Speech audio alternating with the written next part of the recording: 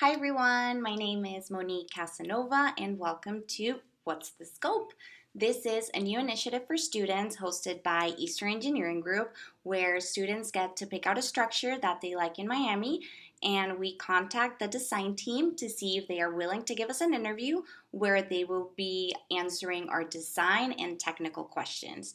Today, we are going to be talking about the Miami International Airport, this huge structure that is just such a big impact in the city. And we were very excited to talk to one of the architects that was part of one of the projects there. So we are very excited. Check it out. Okay, start video. Okay, here we go. Should start now. Oh, perfect. Yes, we see you.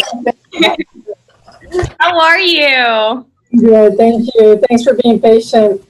No, Wow. of course. Thank you for taking really the time out of your day to help us with this initiative and just like answering all the questions that David has for Yeah. you. We're very excited.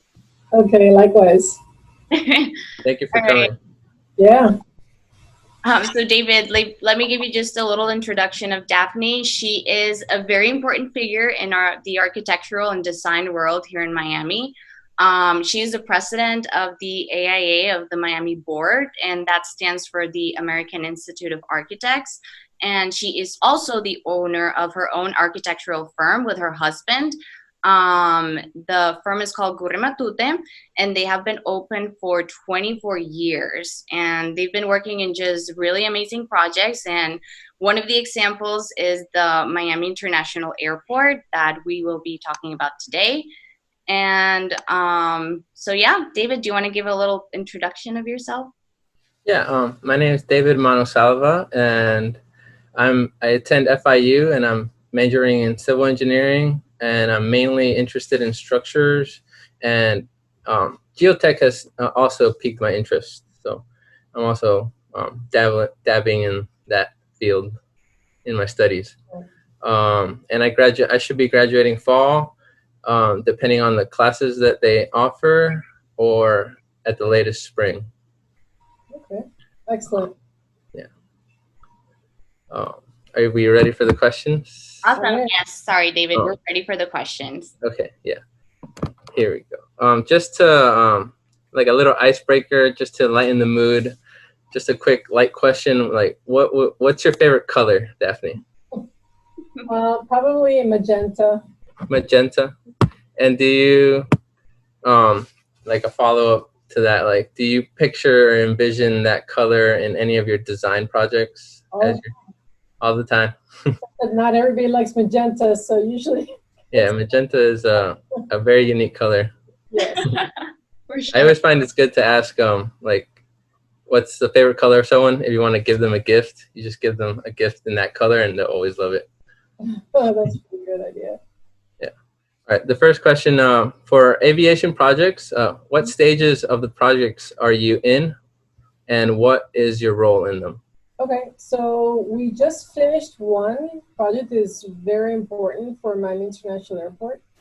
Our company was a sub-consultant to the prime Burns and McDonald. So they held the contract directly with Miami International Airport. But our role was critical because we served as the designer and architect of record for a brand new 60,000 square foot building that houses the extension, the brand new baggage system that goes from Central Terminal all the way to South Terminal.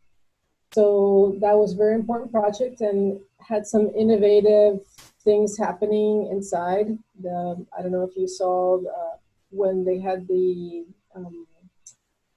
opening ceremonies back in October, the local television cameras came inside to take a look at it because it has they use robotic cameras to inspect the bags as part of their baggage system. So the design of the building is there to support the baggage system.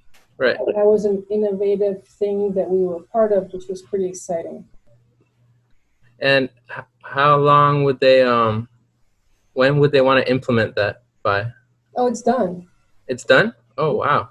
Yes, it's being done. So that project started the design phase back in 2015, and it was fast tracked. We spent about Okay. a year in the design phase. Then it went through a procurement process to hire a construction manager at risk, and through permitting, and eventually it got started. It was part of a very large series of projects that had to be phased, which is one of the things that's important about working in airports.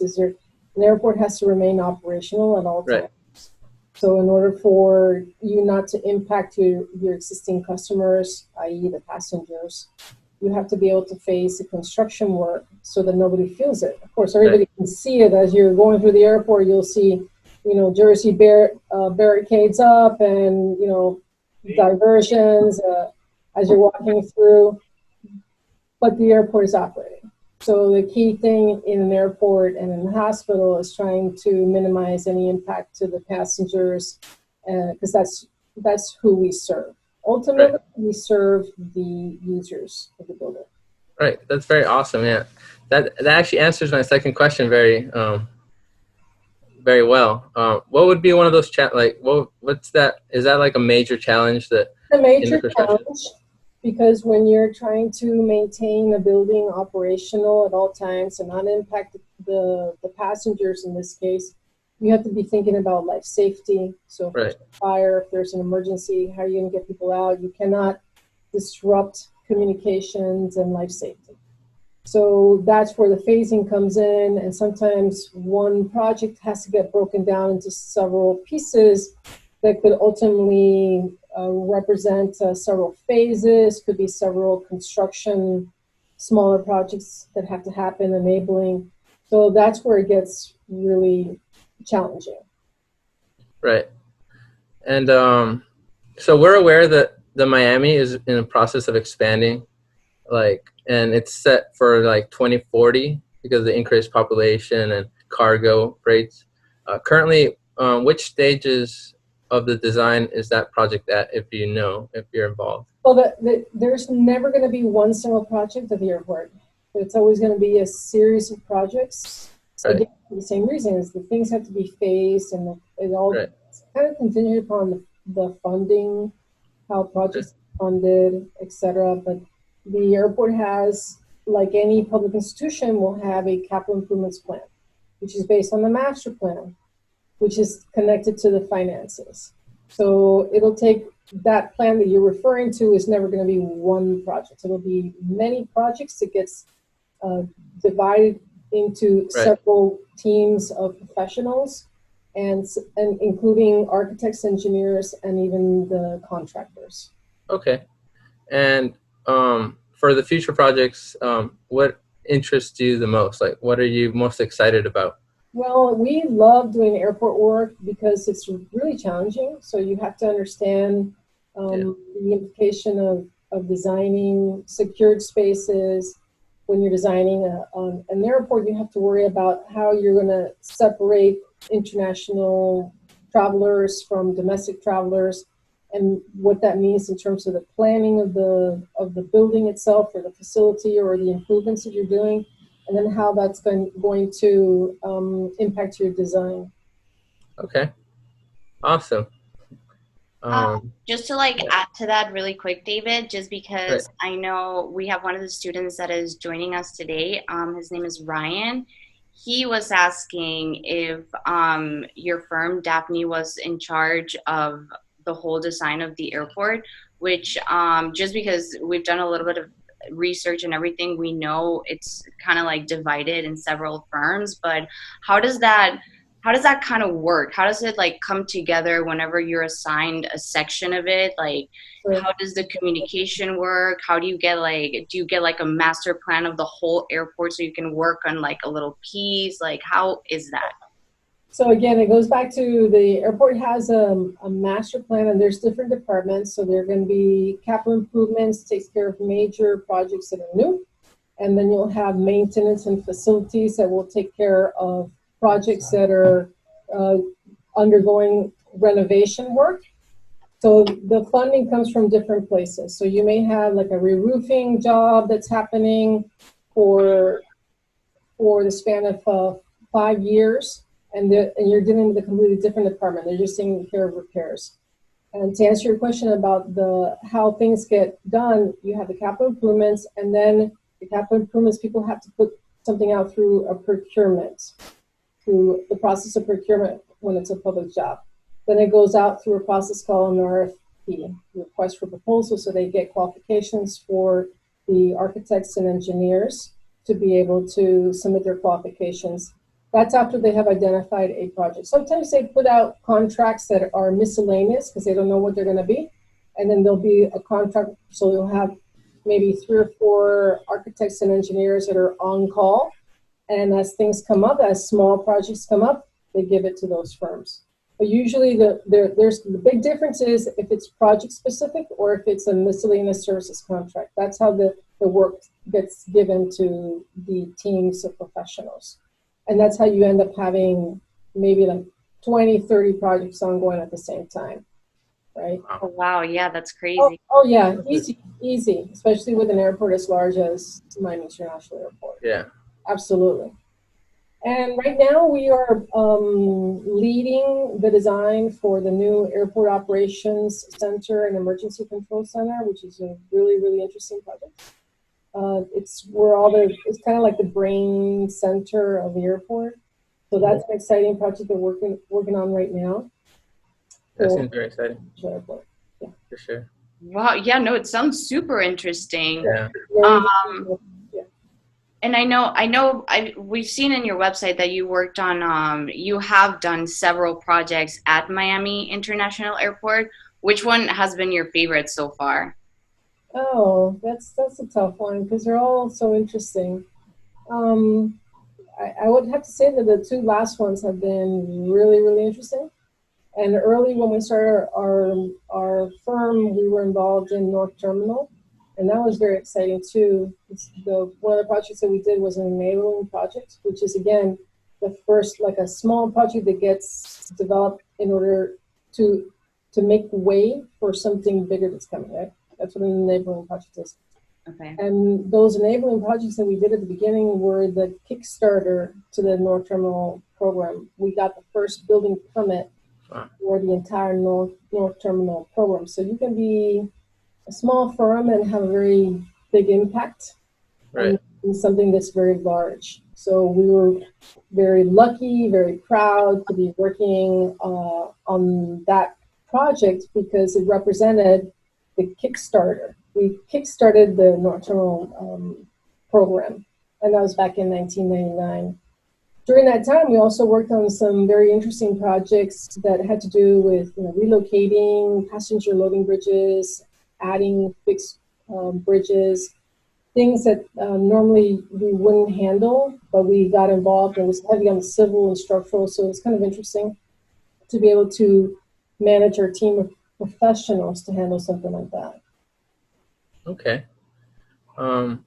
You're like the first professional architect that I've ever like speaking to, so this is like very like a unique experience for me, and I'm very like happy to have you.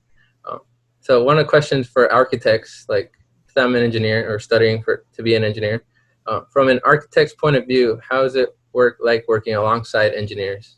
Oh, it's great. You guys are the brains. We provide the vision, but we need to be supported by our engineers because you help us make those dreams come true. Right. So we might have the greatest idea, but we're constantly collaborating with our engineers. This is what we want to do. This is the mission at hand. This is what the client needs.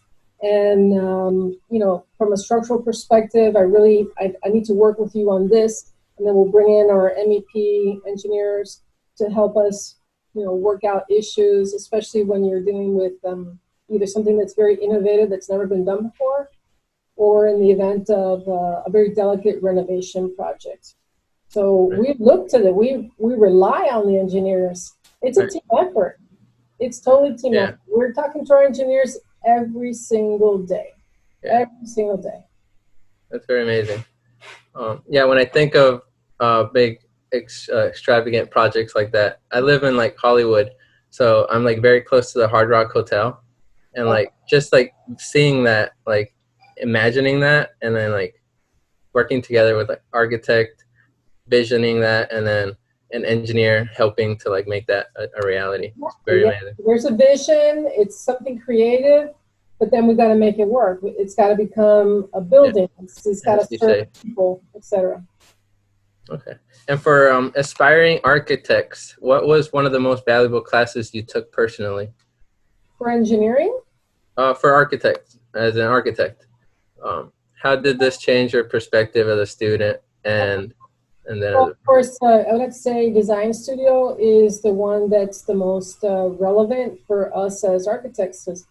When right. you, that's when you really have a chance to experiment with ideas, because you're there exploring. It's kind of learning a little bit about yourself and who you are as a designer. And I like to say that architects, it's like a lifelong profession. You ever see architects, really famous ones, they tend to peak when they're already in their 60s.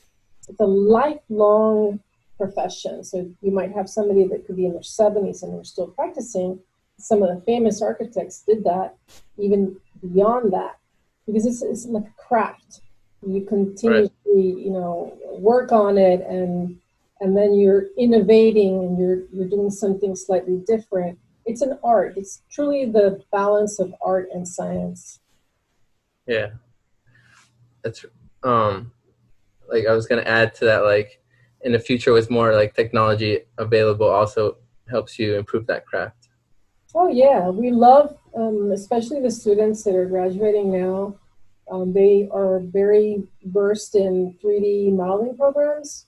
Yeah. And we like to stay engaged with the students. I personally go to final design crits at FIU School of Architecture, or either with the architects or the interior designers. They'll invite me to come over, and it's very refreshing to see what I'm seeing as they're developing their designs and using the 3D modeling, which they have become really experts at that when they're coming out of school. They're really good at using 3D programming. It must be inspiring, and also kind of like I feel a little envious that you didn't have that luxury. No, because we didn't have that, but it's okay because we did develop in a different way. I mean, we did a lot of line work, freehand line work, and we used, I hate to say it, dating myself a little bit, drafting tables with, T-squares and Mylar paper and pencils, and you probably have no idea what I'm talking about, Mylar. But anyways, yeah, I started on paper, and then CAD work came in, and it revolutionized how production was happening in an architectural office. And we've seen the same thing with Revit taking over and revolutionizing and kind of challenging architects that are more experienced to work with a younger team. But it's all good. It's all positive. We have skill sets because we learned to draw by hand, and we learned things, even with the math, that sometimes the younger students, they take it for granted because they have a calculator that's calculating something, or they'll use the tool of the computer to calculate something without really knowing why it is. So there's a benefit to having experienced architects with the experience that we had, working together side by side with the young graduates now. There's a definitely learning and collaboration that happens in both directions. Of course. Going with the route that you're talking about students right now, what do you guys look for in like interns or anybody that's like gonna watch this video that would be interested in your firm? Great question. That question. The number one thing that I look for, I don't look for experience because I'm not expecting someone to have experience. I'm expecting someone to come and be extremely design oriented, care about the design process. I look for if the person shares the same core values that we have. So our firm has core values like things that we believe in, how we hire people, how we work with our clients is based on our core values, right? So then when I look to bring in a new team member, I look and ask questions to see if this person is aligned with our company's core values, and if this person is going to contribute in terms of the growth of the company. What can they add? What kind of skill set are they bringing to us that we're lacking or that we could use some additional support? Attitude and humbleness, a willingness to learn. Attitude is everything. You can't teach someone that. They come with it or they don't. And how that gets represented is when you have somebody that's willing to learn, when they're open to hear feedback, whether if it's, you know, something that was, okay, this was done this way, this is how you're going to do it next time, capture it, move on, and improve. That's very, very important. Soft quality that we look for. Nice. Those are very good tips. Willingness to learn. A willingness to learn means you have to be humble, and you just have to. I look for good grades too. If you find someone that has exceptionally good grades and they've been working, you know, because of their life situation, they have to work 30 hours a week or more. That person has a tremendous amount of time management skills already. So, and I think students that come in that have never worked before and they have more challenges to adapt in a workplace environment because they don't have time management skills. Right. So it doesn't mean that there's no black and white, but usually when you have somebody that has had to suffer a little bit through college because they had to work and they had to do this, or maybe the language was a barrier. I love those people. Those are the tough. Because, you know, the more that you have struggled, the better you're going to be. Right. You don't struggle. It's like the butterfly that comes out of the cocoon. You know? Yeah. If you don't let that butterfly, you know, exercise their wings, they can't break open the shell. They're going to die. The butterfly dies. Great metaphor. So I have two questions that our guests have made through the chat. I don't know if, would you rather me maybe filter them out and emailing them to you, or do you want me to ask you live? You can ask me live. Okay, perfect. So one of them is asking, are the projects you worked on in Miami International Airport similar to projects you worked on before, or are they projects you first encountered of its kind? Interesting. That's a great question. So we as architects, we are trained to be innovative and to think. It's very rare that we do two projects that are exactly the same. Unless you're doing, let's say, a repeat of a building, like a CVS, a pharmacy, a Publix that gets repeated over and over and over again, we are trained to come up with innovative solutions every single time. So they would be one of a kind. Wow. That's very interesting. You are trained to think and solve problems. That's what we do. That's awesome. Yeah. What was the other question? And then, so he's saying, since you are committed in inspiring young girls to pursue their goals in STEM, what would you say to the girls that are passionate about architecture? You can do it. You can do it. There should be no limits, but there are, and we don't know why. We don't know why it is that girls, young adults tend to have placed limits around themselves. That's a much deeper question that I don't have an answer to. Yeah. But you know, what I can do differently is to make sure that people see that I have done it. You know, I'm a mother of 3. I started my business when I was pretty young. I'm afraid to say, if you did the math, over age, so I'm not going to say it. No, no, no. We just know you were very young, and you still look very young. So, I was very young, so you can't do it.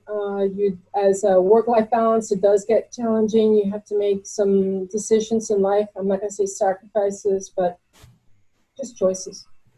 You know, there's choices you have to make. You may not, as a business owner, professional, you may not be able to do every single PTA meeting. May not be able to. You might miss one or two games or stuff like that. But overall, you can have a profession and be, you know, a working mother.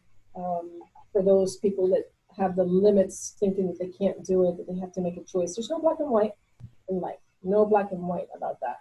That's for sure. And as far as it is to be in a STEM-related career, I would say that I myself suffered through that too. You know, I was an art major first, and for some reason, I had it in my mind, maybe when I was in high school, that I really wasn't that good in math. You know, it was like it was an idea. I was like, okay. So then, when someone told me to consider architecture, I looked at the curriculum from the college, and I was like, ooh, I don't know about that. It's got like a lot of engineering classes there. Not sure about that. And it turns out that you know, again, the mindset. You take the class, you have the attitude, the openness, and confidence, self-confidence, backed up, of course, with a lot of, you know, homework and studying, etc. But anybody can do it for sure. And one of my favorite science classes ended up being physics. oh, no way. Who would have ever known? No, that's awesome. Having been an art major, who would have ever known that physics would have been one of my favorite classes? And it was. It was just so much fun. Yeah.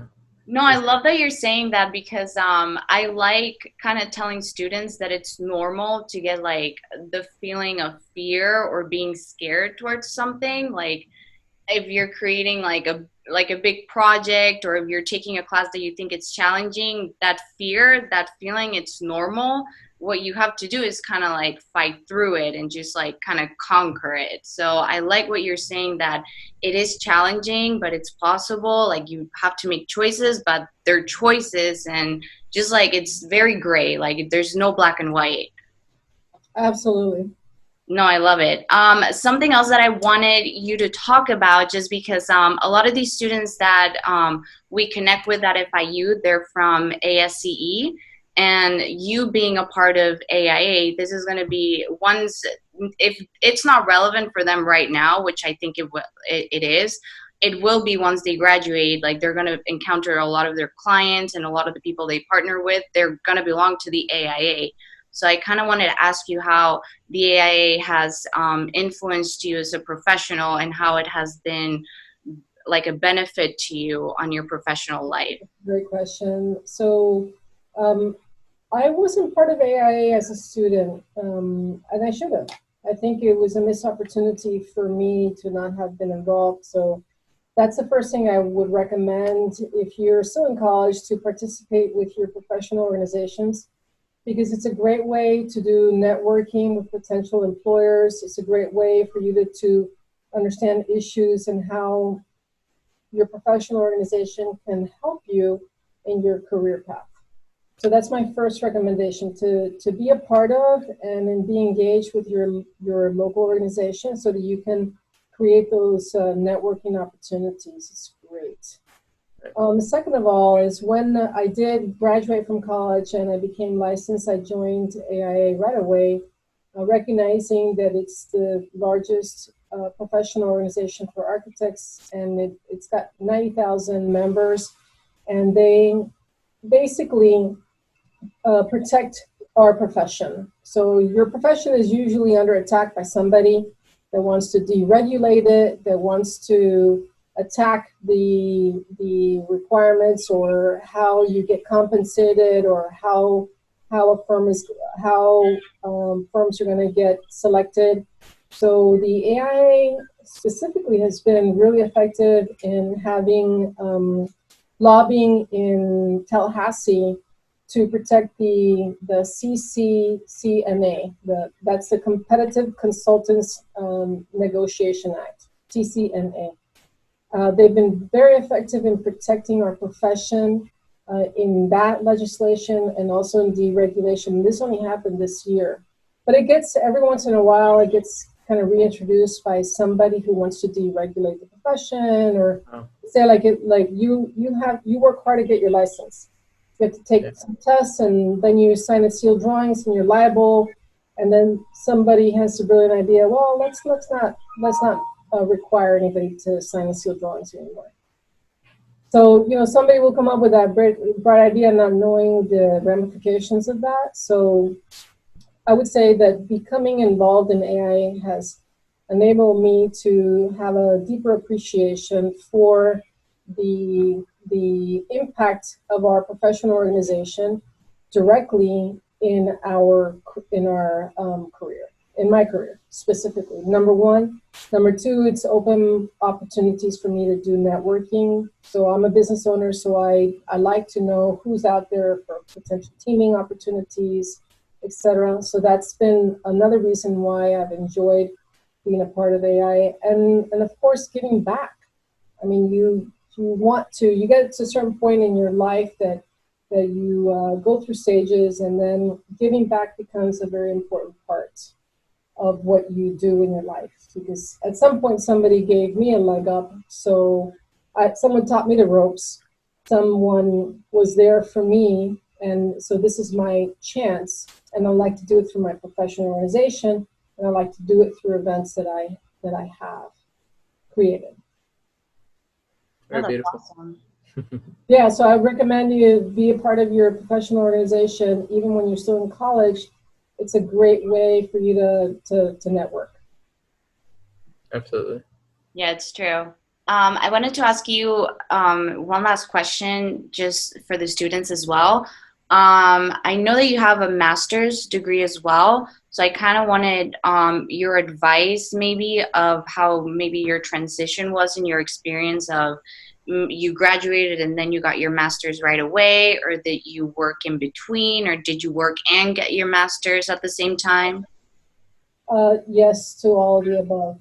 I have my 5-year degree from University of Miami, Bachelor of Architecture. I didn't need to get a master's degree. I wanted to, so I received my Master's of Science in Advanced Architectural Design from Columbia University. And I did work in between. I thought it was a good thing for me to take a break from school, because school, they teach you theory. They teach you about design. You kind of have an opportunity to flush out your design process and identify who you are, what kind of designer, what kind of style am I going to be doing, and stuff like that. But working is reality.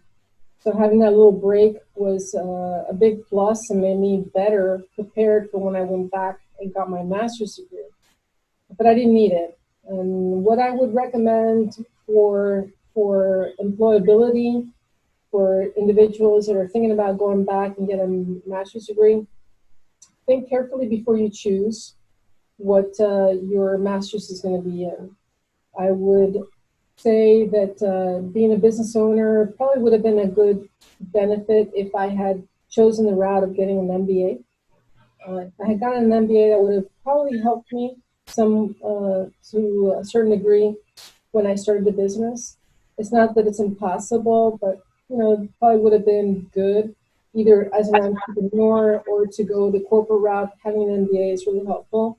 So think outside the box. It doesn't. If you have an architecture degree, maybe consider getting something specialized. So historic preservation could be something related to healthcare. Now there's some universities that are developing curriculum for healthcare programs. So that's a good thing too.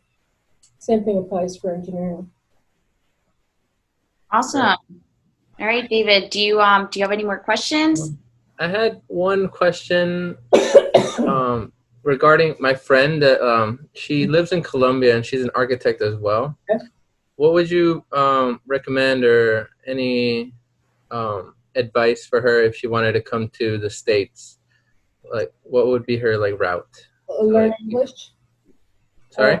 Learn English. Right. Of course. Of course. Unfortunately, we receive a lot of applicants from other countries, and they do not have a good command of the English language. So that is the largest barrier that we have. Yeah. All the plans that we prepare are in English. So if they don't understand English, they can't write English, they can't write an email. It's not very good. Yeah. However, sometimes you get candidates, potential candidates that have an exceptional command of the English language, even better than students that studied here in the United States that went to U.S. high schools and U.S. colleges. That's kind of frightening. But I would say that, no, for real, the best thing is for anybody that's going to come from another country, they have to be prepared. So take a year off if you need to, get into an intensive English program, do what you need to do to be able to operate in a professional environment, utilizing the language that the profession uses, number one. Number two, bring all your documentation of your educational schooling already converted into, how do you say, translated so that it's all been vetted. Everybody understands that this degree from this university is equivalent to this degree from here. Because that's another thing it's not, we don't recognize the universities, some of the that are out there in other countries. So I really can't tell if a university is giving a 4-year degree or if it's a 6-year degree. I have no idea what the curriculum is. So the people that have the highest success in the United States that came from another country are the ones that took the time and invested the money to be able to get their degrees how do you say, it's kind of like a reevaluation of their degrees, and they get it kind of accepted here formally, and the ones that know English. Yeah, I had a professor, and he was an engineer in Cuba, I believe, and he came here and he just stuck with teaching because he didn't feel like he should have to prove himself again, and I found that a little disheartening. Well, it's a shame. Yeah. But you know, people do what they have to do. So can't judge. Yeah. True. All right. Well, Daphne, I think this is all our questions. I don't know if maybe you have a question for David. No, I guess you're at FIU and you're about to graduate and you're thinking of, or you already have an internship with Eastern? Hopefully, I do well in the interview coming up, yeah. I'm sure you're going to do great, David. Lots of positive energy sending your way. Thank you so much. Thank you so much, Daphne. We really appreciate you taking the time to answer our questions. And if you're ever in the neighborhood, we'll definitely text you and we'll buy you a Starbucks. And Where are you located? In Doral. Okay. Yeah. Good. I will let you know when I'm in Doral. Perfect. Yeah. We'll go with David. We'll buy you a Starbucks. Absolutely. Have a good afternoon. You too, guys. Thank you so much. Thanks so much. Bye.